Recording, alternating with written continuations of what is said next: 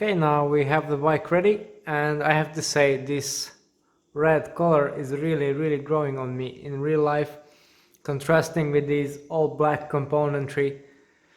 It looks pretty amazing, to be honest, and the whole bike should be a lot of fun to ride. So yeah, just as I said in the component spec, Force eTap group set, one buy for now. As you can see, no power meter there yet because it hasn't arrived yet, but for pictures as we're going to take, it's good as it is. Later on it will be upgraded with the Quark Spider, second saddle at the back, Enve wheels with the beautiful Chris King hubs, Pro 1 28mm tires. These are the new version.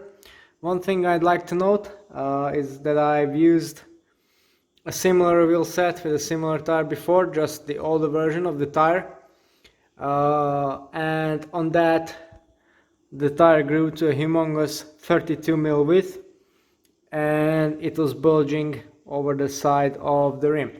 Here it fits around 30mm wide and the transition is super flush, so it should be much better for aerodynamics with this new tire.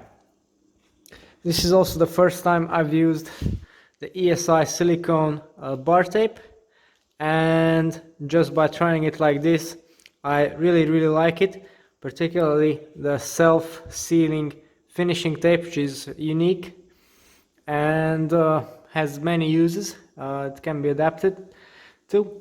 One thing I don't really like is how thick the tape turned out. If it was in a thinner version, it would be a winner for my bikes too. Yeah, what else? Pretty much standard setup throughout.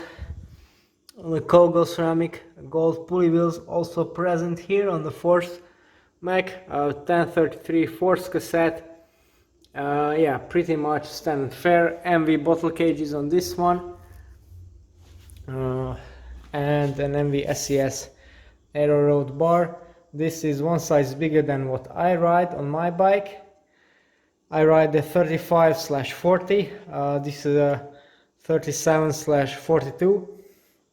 So one size bigger there. And we have the Speedplay Pave pedals to match the all-road nature of this bike, although it still is a very much road-oriented bike. It can take smooth gravel paths or smooth dirt roads when it's dry, something like that, so a bit of versatility in there. Also you can see a lot of tire clearance and the classic forward kicking BMC fork right there. I'm sure you'll be asking about the weight of the bike. Configured as it stands, it's 8 kilos straight. Of course that will be increased by a slight bit with the addition of the power meter, but that's pretty much it. So not a super lightweight bike, but not heavy for an endurance bike with all these features either. What I would like to point out is that there have been a couple of problems with the build. Slight niggles really, but took me a bit of time extra. So I've mentioned in the frame set review that the front mech mount is removable. Unfortunately there's no blanking plate for it, so if you do decide to remove it, the problem is that what you're left with is a pretty hideous opening there that's not painted. You can't cover it with anything. It's super raw and you just see the threads of the screws, so not nice. So I decided to leave it on. Then another annoying issue is the routing of the brake hose. Now I've thought about this before with these ports over here, and the problem with that is starting right at the bottom bracket. So we have the brake hose as basically a solitary thing running through the frame, in this case with the eTap build. And unlike the Time Machine Road, on this bike the brake hose doesn't run over the bottom bracket but under it. And it's a BB86, so with the dub spindle it's very tight in there. So tight in fact that if you have the brake hose installed, which should be the first thing you do, then there's not enough space for the plastic sleeves that sheathe the crank spindle. And it's a problem because if you install the bottom bracket without those, then you have the risk of the brake hose rubbing on the spindle, which will wear down the spindle, which will potentially also destroy the hose, and it's not a pleasant situation to be in out on the road. So what you have to do is put the hose, take it through the pre-routed tube in there and stick it up. The problem with that is if you decide to go that way and push the hose through the pre-routed tube in there, it exits here on the side of the frame, which of course would be perfectly normal on any normal bike. You would just route it to the handlebar and off we go. But this is a BMC with an ICS stem, so why would you want to do that if you can route everything through the stem? So what I did next was that I just left out the pre-routed tube and put the hose straight through the frame, to the main frame, with this little foam insert to dampen the noise. Then I routed everything nicely here, but then, as I mentioned before, the turn is not tight enough, so you can't squeeze the bottom bracket in there. So eventually what I had to do is to take off this little cover and this one also, grab the plastic in a sheath which guides the hose and is bonded to this exit point, and just tear it off, tear this connection off. So essentially I had to break a part of the frame, and that way I was able to, well, from here to just route the brake hose up as it should be normally.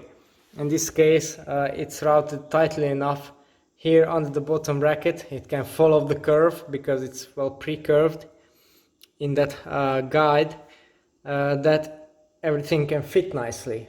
So this sounds to me like an afterthought or a bit of a niggle, but I managed to solve that. There is no mention of that in the manual, and I really didn't want to route the brake hose externally, because why would I if you can run everything neatly inside the frame? As you can see, no cables in plain sight whatsoever. So yeah, this is my experience. The rest of the build was flawless. One slight issue I also found with this little adapter for the fork that's also integrated and specific to this bike. In order to make it fit, to make it possible to adjust the brake caliper without rubbing, I had to space out the rotor quite a bit, because there's a fair amount less adjustment in this adapter compared to a normal one. So that's also a feature that I think it's a bit superficial and could have been done better with just any standard flat mount adapter, as the rest of the bike or other road bikes use. On the plus side, yeah, as I said, the rest of the bike was problem free. If you look at the fit, this saddle height is now very similar to what I would run, and if you look at the front end, you can see that actually it can be set up quite aggressively if you want to. There's still one spacer in there, and it's just a 90mm stem. So the longest stem you can get for this version is 130. If you slam that all the way on the top cap with a shorter version, then it can be a pretty good fit even for someone like me. So these are all the details about the BMC Roadmachine 01 in this stunning red paint job. I really started to like it, and I will try this bike for sure in the coming months for a review. If you'd like to see more about that, then stay tuned and subscribe to the channel. It's all for the day. Thanks for watching, and see you next time.